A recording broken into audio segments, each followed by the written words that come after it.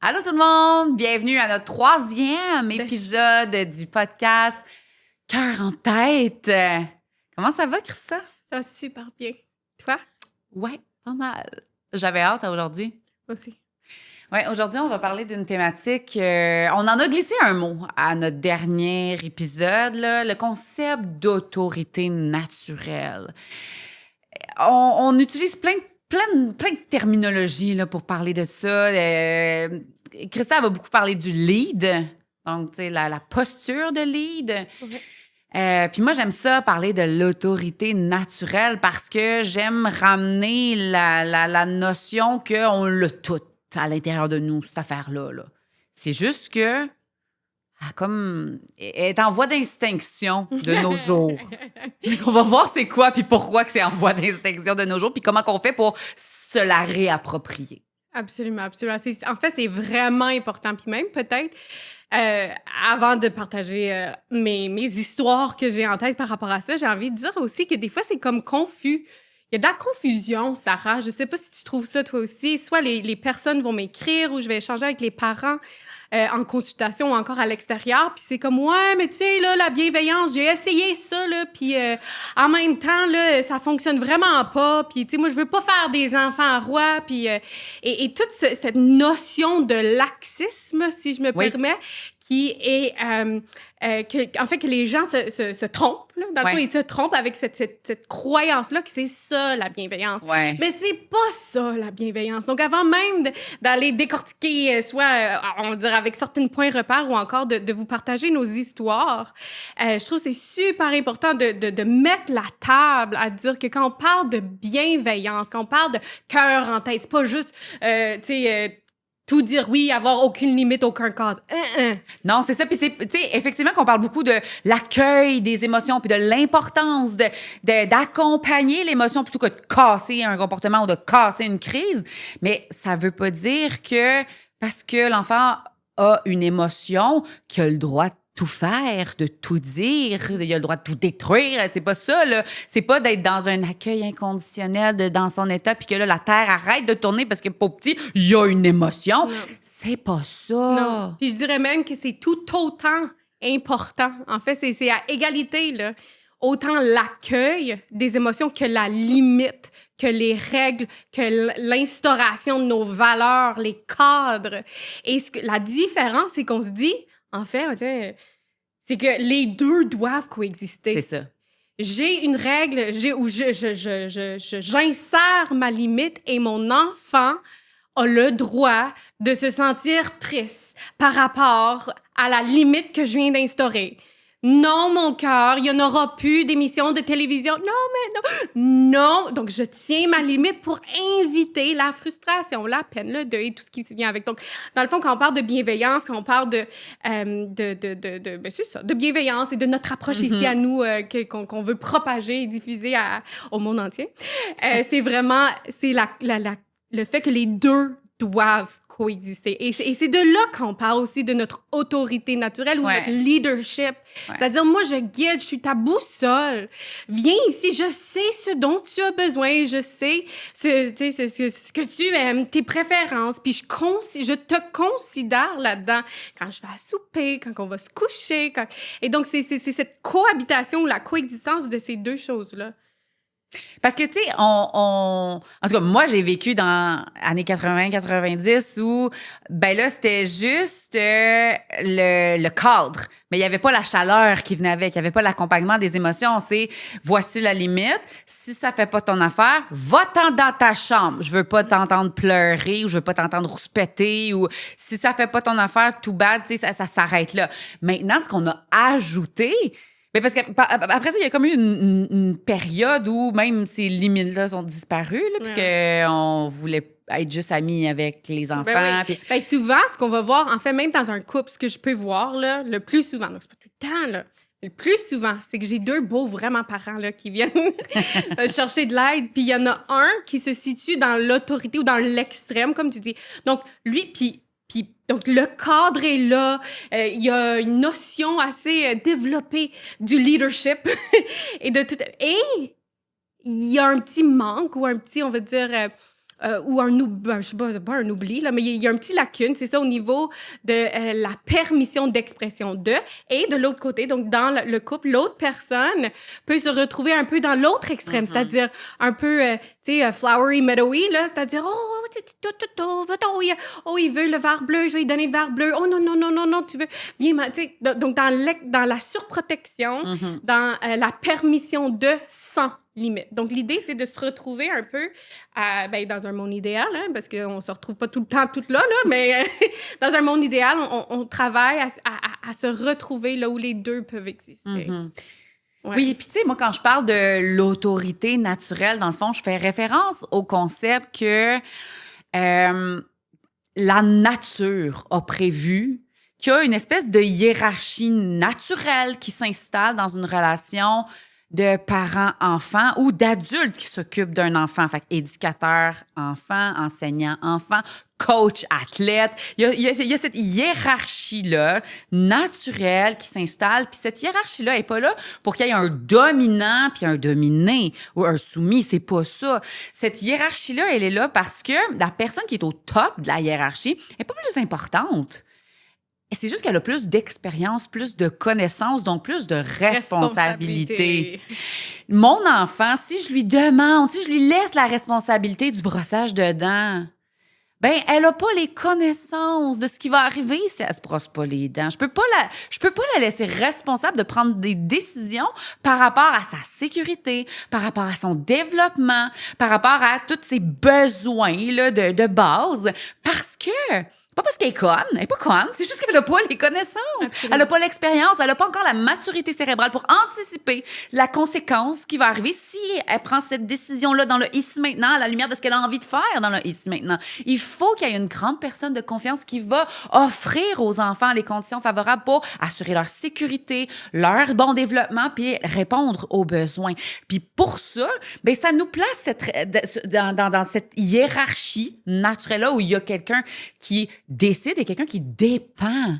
C'est une saine dépendance. L'enfant dépend de nous pour, justement, pouvoir se développer à son plein potentiel. Absolument. Mais malheureusement, cette hiérarchie naturelle-là, qui a été prévue par la nature, ben, elle a un petit peu pris le bord, là, une couple d'années. Absolument. Puis j'ai envie de peut-être mettre en lumière les différentes façons, parce qu'il y a un côté de moi qui veut comme normaliser ça, parce que il y a des moments où naturellement, si on va moins bien, ben notre leadership, il est moins présent.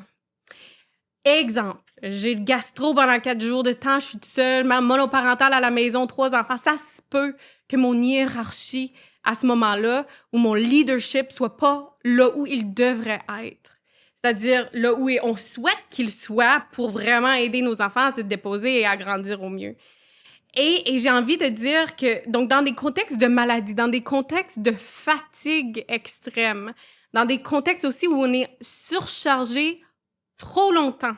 Et ça, c'est important de le nommer, je trouve, parce qu'il y en a beaucoup de parents actuellement. On l'a dit, on a parlé de la société qui va vite avec des exigences au plan du travail, nous qui se poussons avec le trafic, avec ci, ça. Il y a beaucoup de choses qui se passent.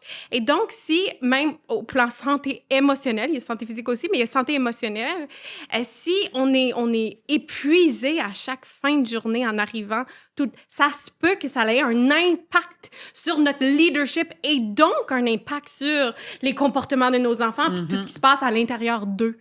Et donc là, je parle de fatigue, je parle de maladie, santé émotionnelle et tout ça, mais il y a aussi un autre volet, là. Il y a tout un autre volet qui est celui de vouloir plaire à notre enfant.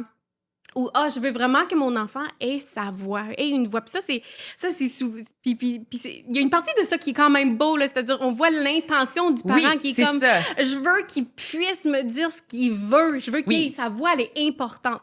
Oui. Mais au plan des priorités des besoins, il y a besoin, oui, d'un espace de sa voix, mais pour pouvoir vraiment l'offrir, ben, il faut aussi être dans cette position où on lui permet de se déprendre, de se déposer, de se reposer pour qu'éventuellement il ait Oui, parce que c'est ça, tu sais, il y a eu le courant démocratique, là, où là, on a mis les enfants sur le même pied d'égalité que les parents. Puis ça partait, comme tu dis, d'une bonne intention de dire les enfants, c'est des individus à part entière. Donc, ils ont leur droit de parole. Ils ont le droit de prendre part des décisions familiales et tout ça. Sauf que malheureusement, on s'est un peu tiré une balle dans le pied en faisant ça. Parce que, comme je disais, c'est pas ce que la nature a prévu pour nos enfants. Ils ont besoin de se déposer au sein d'une relation sécurisante où ils ont rien d'autre à penser que de grandir, que de jouer. C'est tout, là. Ils reçoivent, ils vont chercher ce dont ils ont besoin. Ils sont dans une position de réceptivité. C'est ça. C'est ce qu'on veut, c'est ce qu'on souhaite pour eux. Mais on est dans une société aussi qui capote sur l'autonomie puis l'indépendance. Puis là, on veut que nos enfants ils soient autonomes à 3 mois, là, qu'ils dorment tout seuls à 3 mois, qu'ils soient propres à 2 ans, qu'ils écrivent leur nom à 4 ans, puis qu'ils soient astronautes à 7 ans. Puis là, ben, quand ils sont capables de faire tout ça, ben là, on se tape sur l'épaule, je suis tellement un bon parent. On mesure nos compétences parentales au nombre de skills que nos enfants sont capables de faire de manière autonome, tu sais. Puis ça, je pense que c'est une méconception là, de c'est quoi le développement de l'enfant. Tu sais, en fait, que l'autonomie, ça s'apprend pas. Ça se développe. Puis ça se développe comment? Ben, en étant en baignant dans cette dépendance-là, dans les conditions favorables. Parce que dans le fond, quand on permet à un enfant de dépendre de nous, ben c'est là où on lui permet de mettre son système nerveux au repos. Un enfant qui est en mode survie parce qu'il faut qu'il fasse tout seul, là, ben là, toutes les ressources de son petit corps sont mobilisées à survivre, à être un bon enfant, à impressionner son parent, à avoir son collant sur le système de récompense. Fait que là, il n'y en a plus de jus pour simplement émerger dans ce que la nature a prévu là, par rapport à ce continuum développemental-là. Des fois, c'est qu'on veut brûler des étapes. L'enfant, il est juste pas rendu là, mais on voudrait qu'il soit rendu là. Puis après ça, on voit tous les symptômes. Tu sais, c'est un peu ça, là. Revenir au... Tu sais, notre enfant qui est surchargé, notre enfant qui est stressé, alarmé au coton, mais c'est aussi un enfant qui, bien souvent, prend le lead. Parce qu'en fait, à l'intérieur de notre danse ou pour peu importe quelle raison, comme on vient de nommer, des fois, on le perd, ce lead-là, cette position naturelle, hiérarchique, d'autorité qu'on souhaite avoir. Puis si on le perd, ben à l'intérieur d'eux, nos enfants, ils ont des instincts. On va les appeler les instincts alpha, parce que c'est comme ça qu'on l'a appris, moi et Sarah, à l'intérieur de nous. Oui, mais la seule affaire, c'est super fâchant parce que là, il y a, je sais pas si tu connais le podcast là, des mais je veux dire les instincts alpha bienveillants. Oui, puis je veux vraiment nuancer là, parce que vu qu'on entend beaucoup le mot alpha depuis la dernière année, quand on parle nous autres alpha, c'est vraiment alpha, comme tu dis, bienveillant. C'est un alpha qui est là parce qu'il a les responsabilités, il prend des décisions dans le meilleur intérêt. C'est pas pour soumettre quelqu'un, c'est pas pour dominer quelqu'un, c'est pas pour prendre avantage de quelqu'un, c'est pour prendre soin. C'est ça. Exact. Prendre soin et protéger, voir au-devant et prendre la responsabilité de ça. C'est exactement ça. Puis ce qu'on est en train de dire, c'est que si jamais, en tant que parents, on les perd, nous, ces instincts de leadership bienveillants-là, ben ce qui arrive, vu qu'on vit dans une relation, dans cette dyade-là, ben l'enfant, ses instincts à lui vont être éveillés. Mm-hmm. Donc, ça va être un enfant qui va être alarmé. Ça va être un enfant qui va lui aussi essayer de bosser ou décider ou dicter. Puis des fois, c'est dans ces comportements-là, mais des fois, c'est des comportements même des fois un peu cute là, qui va sortir, genre mother hen, là, c'est-à-dire la petite, elle va venir, puis je l'ai déjà vécu. En fait, je vais vous partager l'histoire.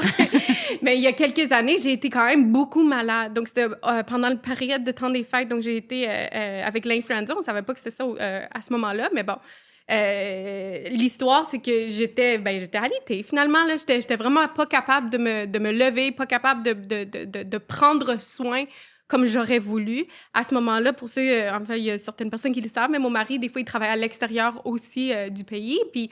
Bon, on a moins de gens autour de nous, mais mes parents étaient là, ils ont steppé in, mais reste que c'est pas nous, les parents, qui étions là.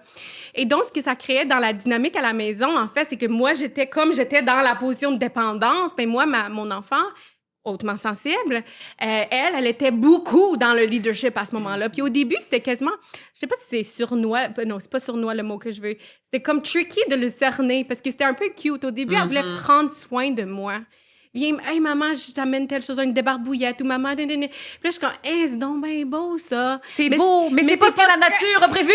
Exact. Les rôles sont inversés. Et il y a pas, tu sais, un peu plus tard, tu sais, je voyais tous les comportements ou tous les symptômes de stress qui est revenu ou qui sont apparus suite à ça. Puis quand on parle de stress, puis je vais parler at large, pas pour parler de ma fille, mais tu sais, on peut voir, des fois, c'est vraiment dans les crises, des fois, ça va être au niveau d'essayer de tout ordonner, des fois, ça va être des tics, des fois, ça va être des tocs, des fois... Donc, ça peut sortir... Beaucoup d'opposition. Parce que, tu sais, dans le fond, c'est ça, si l'enfant peut pas dépendre de nous, ben là, c'est comme s'il était laissé à lui-même pour assurer sa survie. Parce qu'il peut plus reposer sur une grande personne pour assurer sa survie. Fait que son instinct de survie, c'est comme si là, il disait, OK, je peux pas dépendre de toi, je peux pas compter sur toi pour assurer ma survie. Fait que, check-moi bien, assurer ma propre survie. Je vais décider par moi-même. Puis, tu sais, fait que l'enfant décide de tout et rejette des fois même nos tentatives de prendre soin de lui. Absolument. Donc, alors que je suis en train de guérir un petit peu, là, une couple de semaines plus tard, ben là, en fait, au début, quand j'étais mal pris, c'était du spaghetti puis du beurre. Écoute, c'est ce qu'elle aimait puis c'est ce qui rentrait. Puis à un moment donné, quand j'ai essayé d'amener des changements, il y avait énormément de résistance, là. Donc, même dans les choses qu'elle aimait, même si je savais qu'elle adore ça, le steak, du brocoli puis du riz, puis si j'y fais... Donc, moi, j'étais dans la tentative de reprendre le lead. C'était très difficile. Maintenant, est-ce qu'on est pris là-dedans encore aujourd'hui? Non. Là, une fois qu'on a les repères en tête, une fois qu'on peut détecter les instincts, il y a plein de stratégies qu'on peut mettre en place pour faciliter cette dépendance-là, pour reprendre le lead. Donc, ce que j'ai envie de dire, c'est que en fait, ça se peut que par moment, on le perd, le lead, en tant que parent. C'est pas de notre faute. Bien souvent, c'est des contextes environnementaux qu'on subit. Exact. C'est pas une question de compétence, encore une fois, là. Puis je dirais que, tu sais, il y a un peu, même si c'est pas une question de compétence, des fois, c'est aussi dans des interventions où on leur offre trop de choix, où on a trop de place et tout ça. Donc, il y a ces deux, on va dire, sphères-là qui existent, dans lesquelles souvent on perd notre lead parental naturel et il est possible, pas juste il est possible, on est capable de le reprendre. Puis ça, c'est un peu ça le message aujourd'hui, c'est que si vous êtes dans une période où votre enfant, vous sentez que, coudonc, il est pas en train de répondre ou c'est ça, d'être ouvert à là où je veux l'amener, là, il est tout le temps dans l'opposition, ben ça se peut que ce soit aussi une question de position, de posture, et il y a façon de renverser ça. Ouais. Puis la première étape, c'est d'en prendre conscience. C'est ça, l'affaire. Oui, que c'est une affaire de position et posture et non un désir d'être méchant. C'est pas ma fille qui... je sais pas comme... voyons, tu t'aimes ça? T'aimes ça, le brocoli puis le steak, là? C'est quoi l'affaire, là? Tu me manipules? Non, c'est pas une question de manipulation. C'est une question d'instinct et de sentiment, d'émotion et de relation. Puis les instincts, là, c'est super important de comprendre que c'est pas quelque chose de rationnel. Les enfants, là, tu sais, on a beau leur demander, mais pourquoi tu fais ça? Ils savent pas. L'instinct, ça atteint même pas le seuil de notre conscience. Fait que bien souvent, on va agir d'une certaine manière par instinct, puis c'est pas logique, c'est pas réfléchi. Fait que ça, c'est souvent ce qu'on voit quand nos enfants ils ont l'instinct activé. Puis moi, je vous le dis là, je pense mettons aux enseignants, aux éducateurs, éducatrices en garderie, en service de garde. On le voit à l'œil nu, l'enfant qui a justement cet instinct activé, là, cet instinct de survie parce que il ne peut pas dépendre d'une grande personne. Puis bien souvent, c'est pas...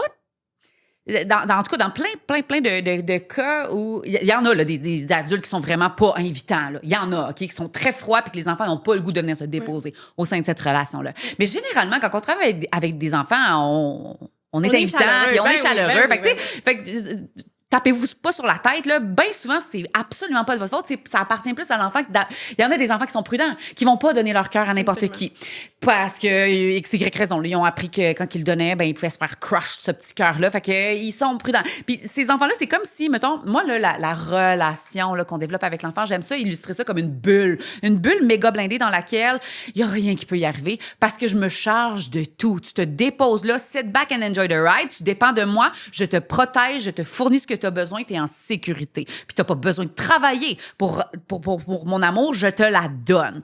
Puis, on le voit à l'œil nu, les enfants qui débarquent de cette bulle-là. Il y en a là, des enfants, tu sais, qui vont arriver à l'école ou à la garderie, qui vont faire un câlin à la grande personne qui s'occupe d'eux. Fait qu'ils viennent mettre un pied dans la bulle, mais tout de suite, ils débarquent. Parce qu'ils sont prudents. Ils sont prudents de leur petit cœur. Puis eux, il faut comme... C'est opération séduction, on doit gagner leur cœur pour qu'ils viennent se déposer puis rester là. Parce que ce qui arrive, c'est comme je disais tantôt, quand l'enfant, il se dépose au sein de cette relation-là, au sein de la bulle, bien là, son système nerveux peut être à off. Puis là, il va suivre. Il sait, là. Tu sais, si je dis, on s'en va à gauche, il va aller à gauche. Si je dis, on s'en va à droite, il va aller à droite. Mais on le voit à l'œil nu, ceux qui sont débarqués de la bulle. Parce que là, quand vient le temps là, d'aller au vestiaire, là. OK, les cocos, on range les jouets, on s'en va au vestiaire.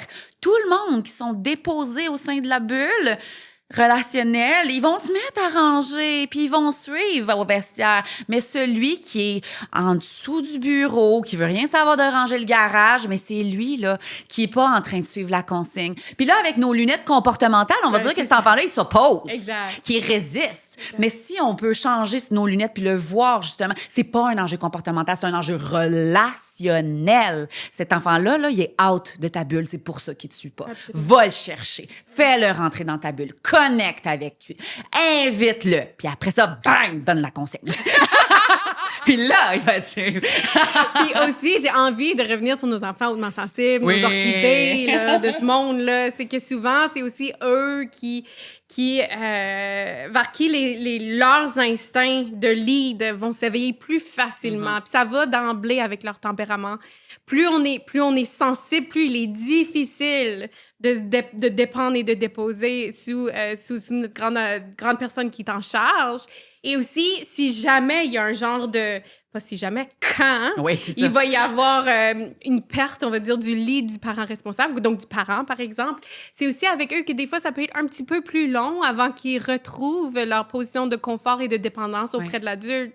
Puis tu sais, là, je donnais un exemple de ma fille Spaghetti quand j'étais vraiment malade, une giga affaire de 2 semaines.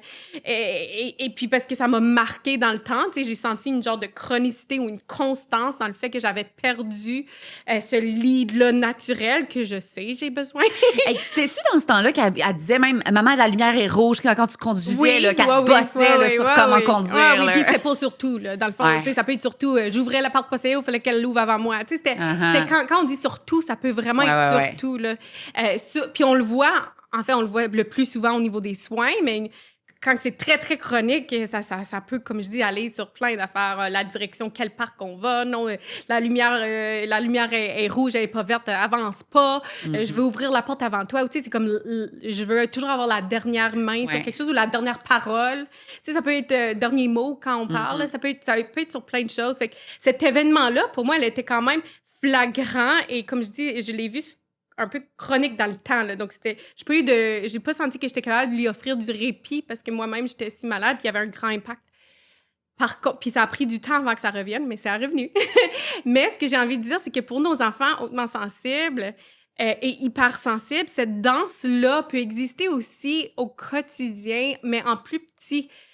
Donc, c'est pas nécessairement chronique ou constant, mais l'espèce de... Puis des fois, nous, les parents, on perd pas nécessairement le lead, mais que l'enfant, lui, son lead est bien éveillé parce qu'il est tellement sensible. Donc là, on est en train, au courant de la journée, au travers de nos interventions, au travers de nos soins, d'essayer de protéger notre posture de lead naturel. De capitaine de bateau. Puis, Exact. tu sais, les enfants hautement sensibles, souvent, là, ils ont comme des espèces d'antennes là, super méga puissantes. Ils captent tout. Ils vont la voir, la faille. Si je suis plus vulnérable, soit parce que je suis dans mes SPM, soit parce que je vis du stress au travail, soit parce que je viens de me chicaner avec son père. Tu sais, s'il se passe quelque chose, même si je le dis pas, les enfants hautement sensibles, ils le sentent. Puis ils vont percevoir ça comme mon pilier a une faille. Fait que mon pilier, il est plus sécurisant. Je peux plus dépendre de lui. Fait que je vais m'occuper de moi-même toute seule. Absolument. Ce qui est beau, donc, ce qui est plus tough, je dirais, c'est que dans les 0-5 ans, ils n'ont pas toujours les mots ou les moyens. Donc, on le voit vraiment se passer au travers des instincts. Plus ils vieillissent, c'est ce que je vis maintenant, parce que moi, j'ai 2 filles, donc une qui a 6 ans, une qui a 8 ans. Et en fait, hier, je pense que tu étais témoine de ça. Peux-tu le dire? Souvent, on pense à la même chose. Au niveau du rire. Quand elle a dit « Pourquoi tu ris, mais j'ai l'impression que tu aurais envie de pleurer en ce moment? » Elle a dit ça. Exactement. Donc, moi, je riais. Moi et Sarah, on est en train de travailler. Puis, en même temps, je vais le dire. Dans le fond, on faisait comme un genre de sketch où là où ça requiert des skills de acting de ma part, là où je me sens des fois un peu moins à l'aise. Et donc, je riais, mais je riais fort différemment. Un rire nerveux, mettons. Un rire nerveux. Et là, on était assis à la table et ma fille, qui a maintenant 8 ans, ma hautement sensible, qui avant, ça aurait sorti en émotion, instinct, pas sûr qu'est-ce qui se passe, maman est pas OK, là. Mm-hmm. Mais là, elle a utilisé ces mots. Et en avant, tu sais, avec confiance. Maman, tu ris, mais on dirait que t'as envie de pleurer. C'est quoi ça, tu sais? En voulant dire, are you OK? Puis là, je reprends, là. Donc là, tu m'as vu peut-être un peu pédaler, mais en même temps, dire, écoute, t'as vu la bonne affaire. En fait, c'est pas mon rire habituel, c'est un rire nerveux. Ouais. Mais c'était pas pleurer parce que je suis pas bien, c'est pleurer parce que j'étais un peu inconfortable. Oui, puis on le vit ça. Puis tu l'as sécurisé en disant, tu sais, on a du fun, là, on s'amuse. C'est juste que ça me sort de ma zone de confort. Absolument. C'est tout. Mais tout ça pour dire que il capte tout. Il capte la nuance le ton de voix du rire. Ouais. Et donc, là, 8 ans, elle est équipée avec des mots, puis avec une relation sécurisante avec moi, où ça sort. À 2 ans, 3 ans, c'était pas ça, là. Ben non, c'est sûr. Puis même, tu sais, il y a bien des adultes qui n'ont pas la maturité affective de Katie encore. On voit que c'est payant. Quand on valide, quand on nomme, quand on met des mots, quand on accueille, quand on leur donne le droit d'avoir des émotions, c'est là qu'ils les apprivoisent puis qu'ils sont capables de naviguer à l'intérieur de ça au lieu de faire un naufrage dès la première tempête émotionnelle. Et quand on fait des erreurs. Ouais. Et quand on répare. Et quand je fais des erreurs et je répare. Ah ouais. Et donc, comme je vous dis, oui, je pense que, tu sais, la base. Et I mess up. Donc, gardez ça en tête aussi. Donc, l'idée, c'est pas d'être parfait, c'est d'être suffisamment là et présent. Exact. On va avoir un challenge là-dessus sur la plateforme Cœur en tête, hein, un moment donné. Mais ça, on va avoir un challenge sur prendre le lead, ça se peut? Ah oui. Oui, hein? OK, cool. Dans le prochain épisode, on va parler de comment faire pour que nos enfants nous écoutent, dans le fond. Fait que ça va être comme une petite suite logique. Peut-être que là, vous restez sur votre faim, là. OK, mais comment je fais, là, concrètement, là? Donnez-moi des trucs pour reprendre le lead, puis tout ça. Ben, de un, venez nous rejoindre sur la plateforme. On va travailler là-dessus ensemble très, très concrètement. Mais aussi, prochain épisode, on s'en reparle. Good. Hey, merci, bye!